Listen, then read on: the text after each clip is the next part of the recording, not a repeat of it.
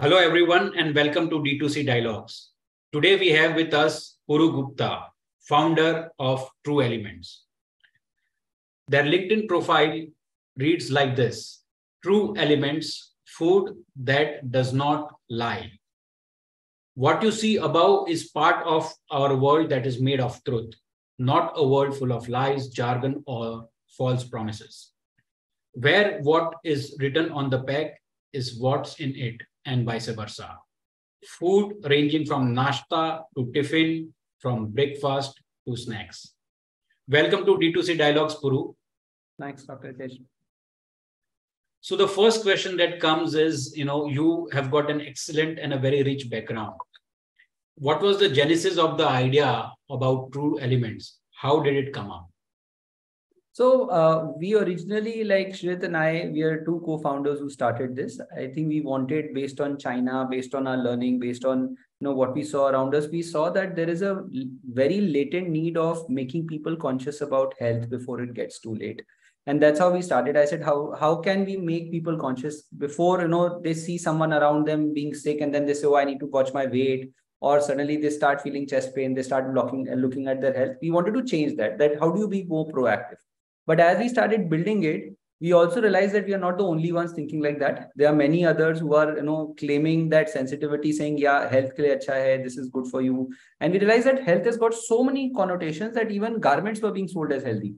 So, we said, okay, how do we declutter this? How do we tell the consumer that, because health is a dimension which is very personalized, right? For our role can be then be very honest with your consumers, show what is there, and let the consumer be discerning enough to take a call whether she likes it or not. So that is how True Elements came out of this whole clutter, saying what is there, be honest about it. If there is sugar, please tell the consumer there is sugar. Let's not use a very chemical jargonized word and hide it, saying no, this is not sugar. If it is complex carbs, mention it is complex carbs.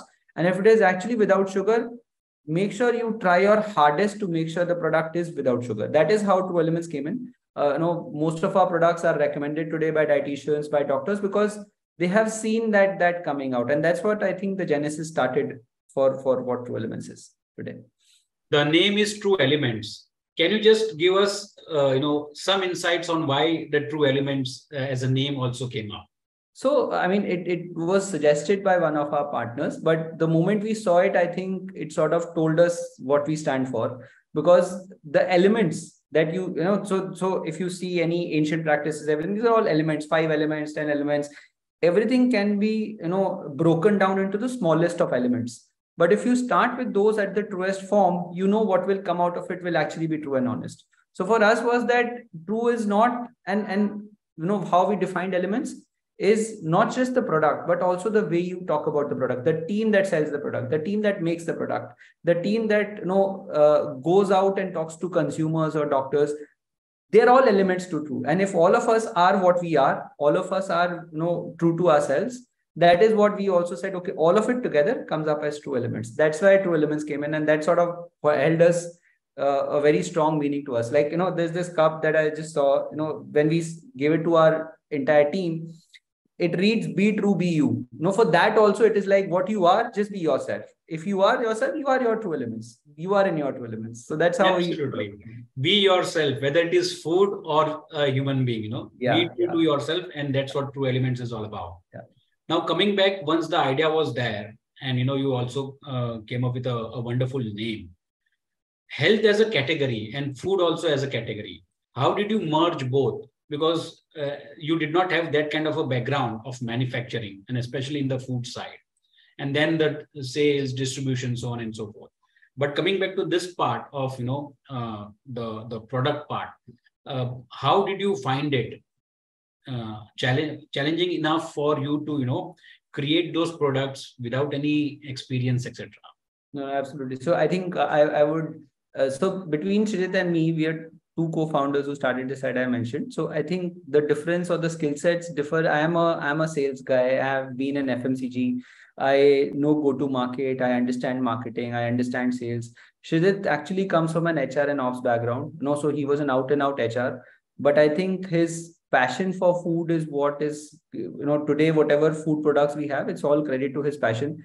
if you meet him today, you would, and somebody tells you he was an HR guy, you'd be shocked, because he comes across as a PhD in food, somebody who can tell you everything about food components and all. So it was that passion that led us to understand, identify products, and then get into the nuances. Obviously, as the journey grew, we got food techs, we got PhDs with us, we got data food scientists with us. I think all of it attributed, but the seed, the original element was what Srijit got into place, saying, if this is what it is, and it's the problem, it is like, imagine a science problem, right? That chocolate has to come without sugar. Now, if chocolate has to come without sugar, he spoke to 20 different people, looked at what it is, came back, tried it in our labs, and then we got it. And one key decision we had taken around 10 years back is, should we outsource or build it ourselves? And we realized that the tougher the product to make, the more important it is for us to make it ourselves, because your specifications will evolve over time. If you give it as contract manufacturing, that means you're very clear and somebody can do whatever they want. But if you are so conscious about the food, you literally need to make it yourself. And that's how manufacturing came into picture. Then we got team members who were experts in manufacturing, in bottling plants, in different companies. We said, okay, tell us the SOPs. We didn't even know about it, right? None of us had done manufacturing, but we got the right team members who almost taught us every bits and pieces, saying, okay, if you want to do this, but you don't want to compromise, these are the 3 things that we need to do. So bit by bit, I don't think it was one epiphany that got us into it. Every time we did some change, we learned that, okay, if the grain has to be smaller, this is the kind of machine we need. Then we went to the machine guys, gave them very specifications, specific, areas, saying this is what we need. That's how we evolved. So passion for food combined with ability to sell is what we started with. I think that is the core. So this tells us that you have to have your core competence in at least 1 or 2 areas. In this case, one was obviously passion for food, another was your ability to sell it. So now the only challenge was to manufacture that.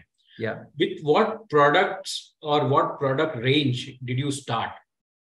So originally, we had Healthy World, as I told you. It was an aggregate. So before True Elements, it was basically an aggregate of all the food, healthy food. So when we started, we said, why reinvent the wheel? We wanted to start our brand, but we said, I think the larger opportunity is to tell people that there are health products, there are health foods out there. So we aggregated food items. We aggregated close to 3,500 food items that we were selling on different labels. Then when we pivoted, we did not start with a brand. We said, okay, now if we have to increase margins, we have to make it private label. Because if I try and tell you about some brand and tell you it is good, then I'll probably help you understand the product. You'll buy it from me for the first time, and then later on go to a retail store or some other place and build it. How do you make sure that that consumer is yours? That's how we turned and we said, we'll make it private label. So to all our vendors, we picked up the vendors who said, okay, I am okay to private label. So products like apple cider vinegar, green tea, roasted snacks, all the vendors, muesli, those are the first few products, honestly, we started. It was all health foods. For us, it was like, okay, supplements hona chahiye, breakfast hona chahiye, ya snacks hona chahiye. And the vendors were agnostic, saying, aap laga lo apne brand pe, we are okay. That's how we started as a category. It was only after, so our initial phase was all about addition. Add. Then as we grew, we said, okay, the key to growth is not addition, maybe it is subtraction. Then we started cleaning out and we said, okay, I think breakfast is what we stand for and snacks are what we stand for. So our core became clearer, saying we are an 8-11-5 brand, products that you eat at 8 o'clock, 11 o'clock and 5 o'clock. That's how the category started shaping up. So we had to let go categories where we think we are slightly ahead of time. Things like green tea, apple cider vinegar, they're not in the portfolio today. But we started with that because we had health conscious consumers who sort of started buying from us. Can you explain that 8, 11 and 5 once again, Puru, and the genesis behind that, the 8, 11, 5 formula? So we all eat food, right? But we eat it at different timings. Now, there are few food timings where we are okay to sort of try different things. And there are few timings or consumption occasions where you're very conscious of what you eat. For us, in our understanding as maybe Indians or maybe human beings, lunch and dinner are very sensitive. No, I will not, wherever, even if you travel outside, there will be times they'll say, apna khana chahiye. This is, so that lunch and dinner, we don't want to be go and tell you, please have healthy and all. It's the stuff that you have between lunch and dinner, which is because breakfast is your first meal. And then similarly, you have 11 o'clock and 4 o'clock or 5 o'clock as times where you feel hungry. No, so assuming you have dinner at 8 o'clock or lunch at 1:30, 11 o'clock and 5 o'clock is where you feel hungry, you want to munch something. Those are the three consumption occasions. We said, okay, breakfast and then these two snacking occasions. Whatever you think I would like to eat, that's our competition. And that's where we will enter. We will not touch lunch. We will not touch dinner because people are sensitive. So that's how the category came for us. Now that the category and everything was there, can you succinctly tell us what were the challenges that you faced in the initial, there must be some teething problems for sure. But absolutely. talk about the major challenges. I mean, I can tell you at least 5 lakh problems that we had. So I'm sure, teething is an understatement. No, so I think problem is what sort of helped us grow. To be very honest, every problem was also an insight for us to build something different or build something better. So wherever we sort of picked up something, we said, okay, no, this is how. So let's say whether it is a problem in manufacturing, we said, okay, this is not in a standard way. We had to go back to the machine guys and tell them, can you modify the machine in this? Sometimes it was also the product purchase, the quality was not good enough. We always had this question saying, this can we compromise on the quality? We were, our rejection rates were the highest and they are still the highest because we said we will not compromise on the quality of the raw materials we procure. So our COAs, our requirements were the tough ones. And there were vendors who said, I'm not going to supply to you because if you start rejecting my stuff, we said that is the problem. So, we had to compromise on business for decisions which were slightly more quality conscious. Similarly, when we went out to sell, there was always the challenge because if you don't compromise on input, your cost of procurement and cost of manufacturing goes up. But then if you don't want, when you try and price it to your consumers, the consumers need to know the reason why they can apply a premium to your product. So if I'm selling a basic product and I'm let's say eating cornflakes and you're trying to sell me muesli and that muesli is already 25% premium, the consumer needs to know why the premium is being charged. That education is also equally critical. We couldn't. And if we reduce the pricing to make it affordable, our margins went down, our cost structures went down. So there was always this loop where we said, okay, while we will try and procure at the best prices possible, we also should not be super premium. We did not want to be a gourmet brand. We said, because if you're a gourmet brand, you can charge 2x premium and then only restrict yourself to the elites. And that's what I think we were very conscious that our premium will always be between 5 to 15% of the number one player. And as long as we can price it there, we will introduce the product. Otherwise, we will struggle. So again, these are different points in time where we had to sort of build in terms of team, in terms of infrastructure. So for instance, today we coexist in Pune and Bombay in 2 locations. Our manufacturing is in Pune. Our marketing and finance is here. But 2 locations always have this challenge, right? How do you manage? How do you make sure the cultures are similar? Both the co-founders were different. So wo ek alag challenge hota tha, how to sort of manage everyone. So again, I mean, the challenges keep evolving as you try and build something. You mentioned about Pune and Mumbai. Can you tell us about your distribution strategy, Puru? So, we started as a digital brand where, around 3 years back, 3.5 years back, almost 97% of our business was online. Today, around 78% of our business is actually online. Because, coming from an FMCG, as I told you, that you realize that for a brand to grow, it's imperative for GT or general trade to sort of distribution. Whatever anyone might say, if you're not a GT brand, you will not scale up in India. So that was the starting premise. We did not enter into modern trade for a long time. We said because GT is the best proof of concept.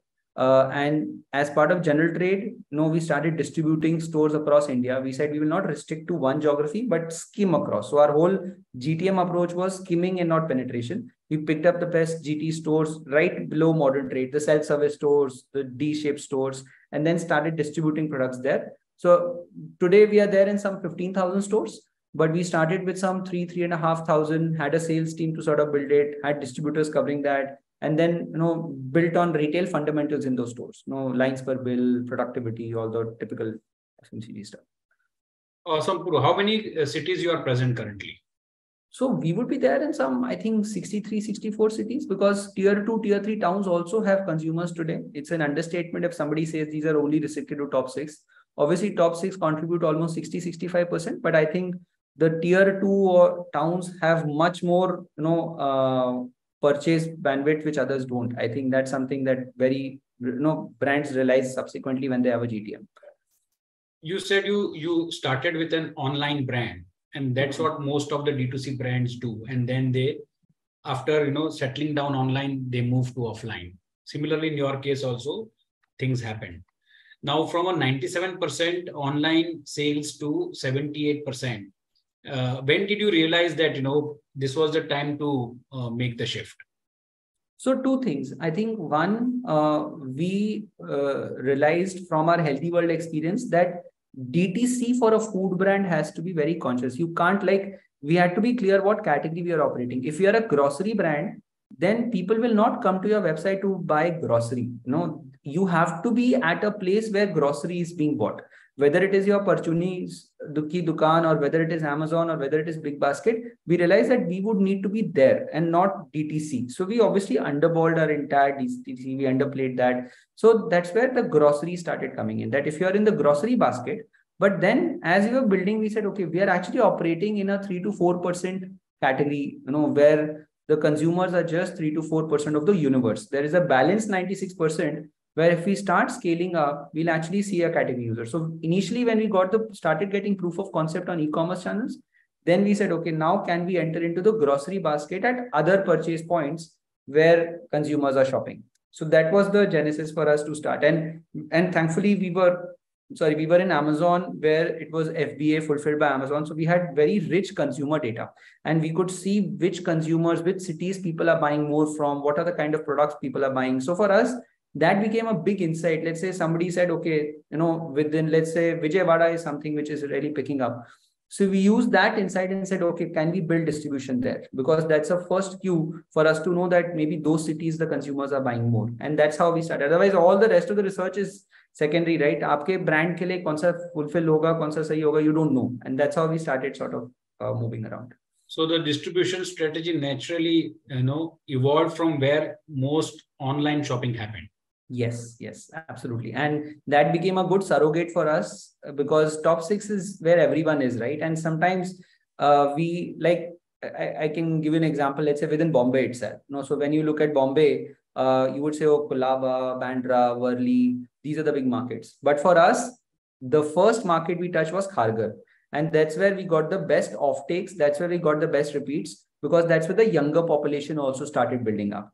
And Colaba, people don't let you enter the store, right? Kharghar, they were all happy. So we actually benefited. So those were within an area also, because we got that insight, okay, people are ordering for Kharghar. Why is that? Otherwise, you would not start Kharghar as a first place in Bombay, right? But we actually started. Kharghar at some point in time was giving us 20% of entire Bombay's business. So you can imagine. Wow. And that sort of helped us. Obviously, we had to at some point in time enter Colaba, but Kharghar was the starting. So, the Kharghar Colaba challenge, this gives me an insight that although your product sounds on the premium side from the cost perspective, but actually it was not.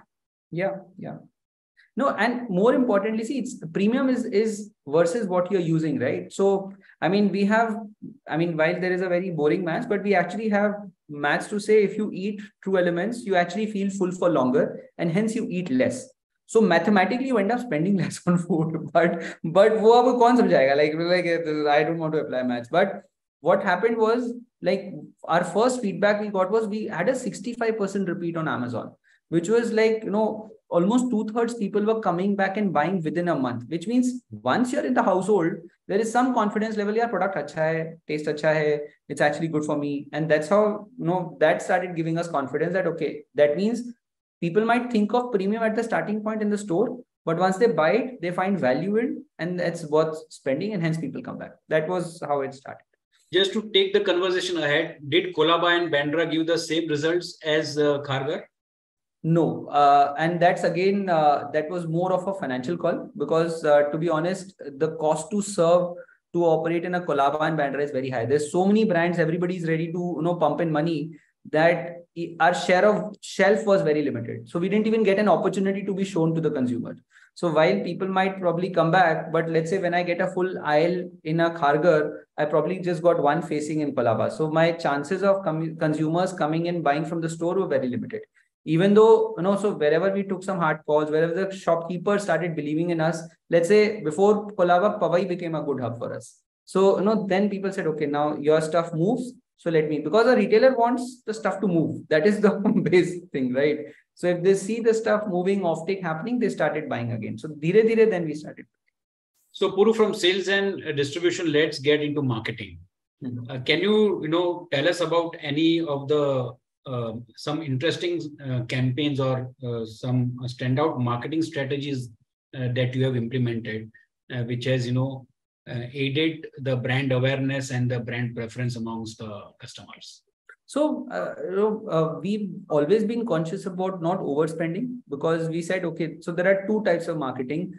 One, essentially at the point of sale, that, at the first moment of truth, when the shopper actually sees your product. That is something which we have perennially assumed, that if there is a certain, sometimes brand discovery happens within the store itself.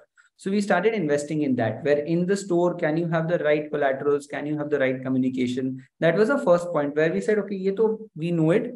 We have done it before, but can we drive it?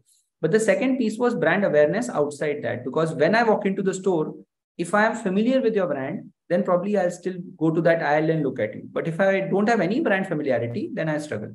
So for us, that was the thing that, sort of was the difference, where we started investing in brand familiarity. How we did that was one, key thing that if I have to really call out 2-3 things that we are most proud of, one of the biggest ones is our whole partnership program with dietitians and nutritionists, because it was not selling per se, but we saw them recommending our brand to consumers, because they are discerning, they read more, they find out more, and hence our entire chassis with them became a solid marketing opportunity, where they were actually talking about us without us knowing in some cases.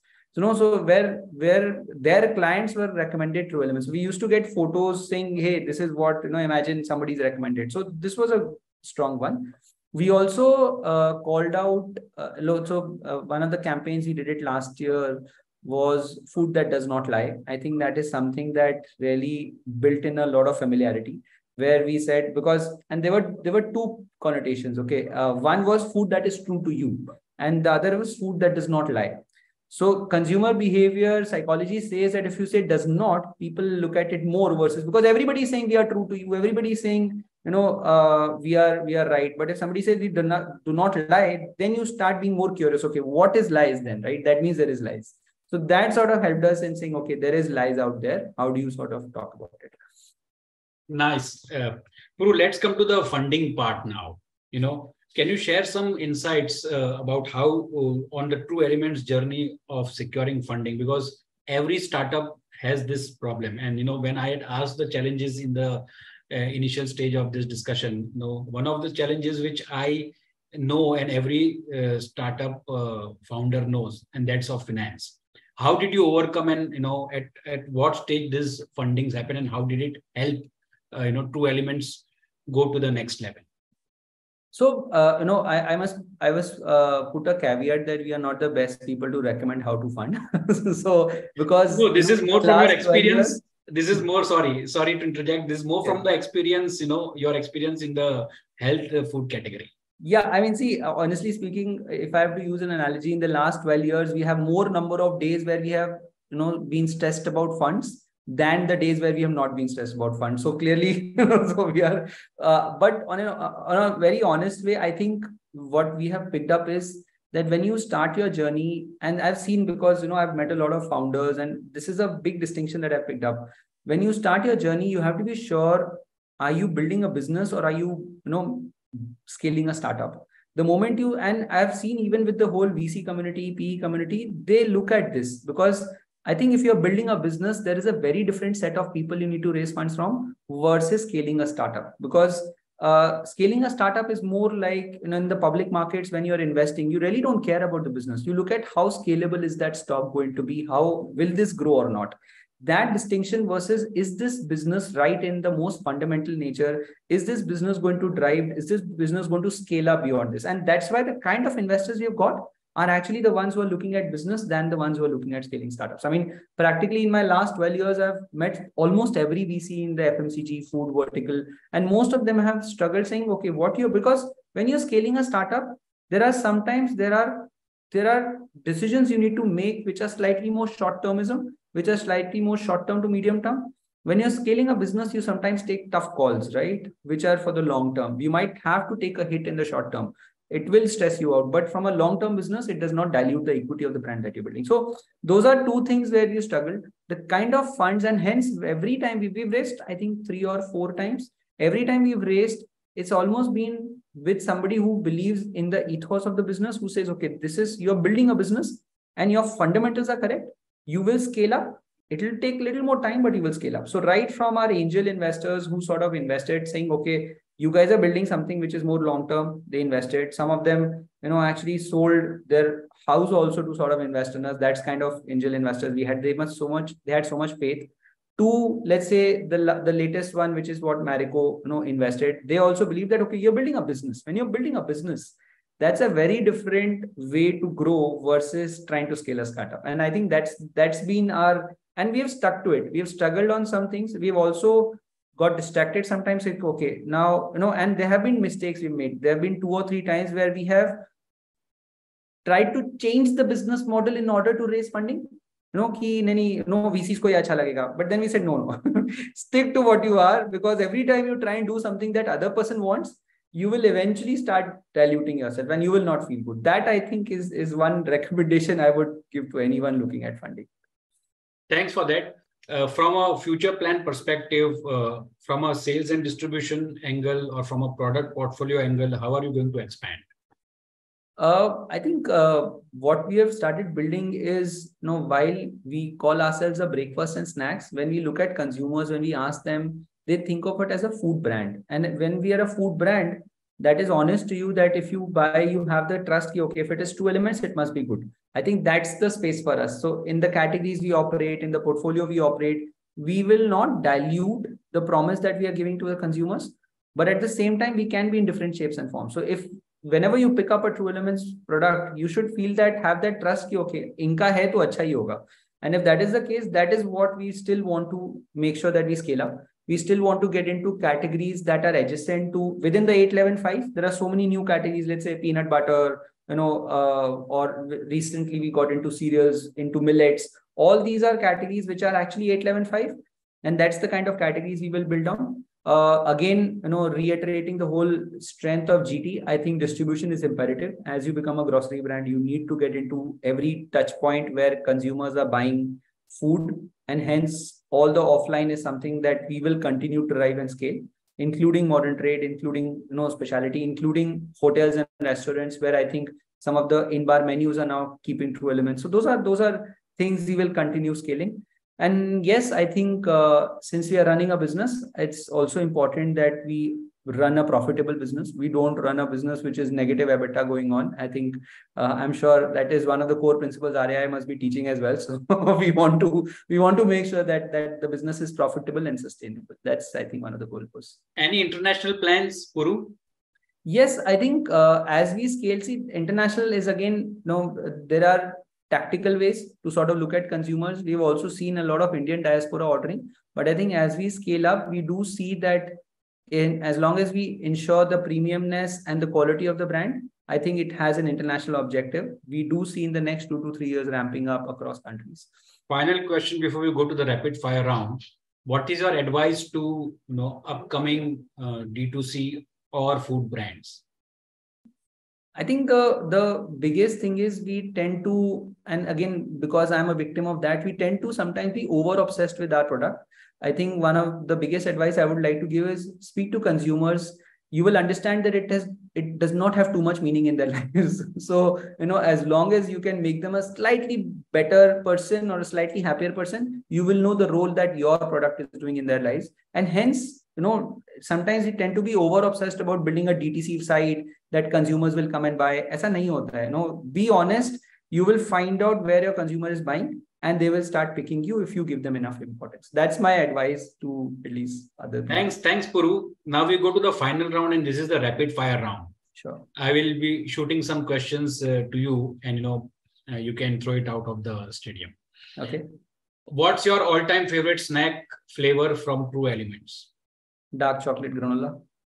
If True Elements could teleport anywhere in the world, where would it go first? Nordic countries, maybe Norway or Sweden, someplace. If True Elements were a superhero, what would be its special snack power? I touch a product and I tell you whether it is true or not. No, so you will get the truth out of it. What's the most adventurous ingredient you have used in a True Elements product? Adventurous ingredient. Yeah. Okay. I think sorghum, which is basically a sweetener which very few people understand the strength, but I think it's a brilliant product. Cane sorghum. If you could collaborate with any celebrity for an endorsement of your brand, who would it be? Tapsi Pannu. What's the most surprising customer feedback you have received? I buy it because it represents me. I buy it because the brand does not lie, and so don't I. I think that's something that was amazing. If we had to describe True Elements brand personality in 3 words, what would those 3 words be? Be true, be you. I think the same thing that I mentioned, that would be what it is. Lastly, what's your personal motto when it comes to snacking? Okay, don't be an extremist, neither too junky, neither too healthy. It should be a balance of both. Otherwise, your body needs some surprises also sometimes. But yeah, know what you're eating and have that in control. I would like to add one more final question. Where do you see True Elements 5 years down the line in numbers? In numbers? Yeah. Definitely upwards of 500 crores. And something that we think that it deserves in the most natural way, not an aggressive. Thank you, Puru Gupta, founder and CEO True Elements, for joining us today at D2C Dialogues. Thank you very much, and we wish you all the best. Thank you. Thank you so much, Dr. Yadesh.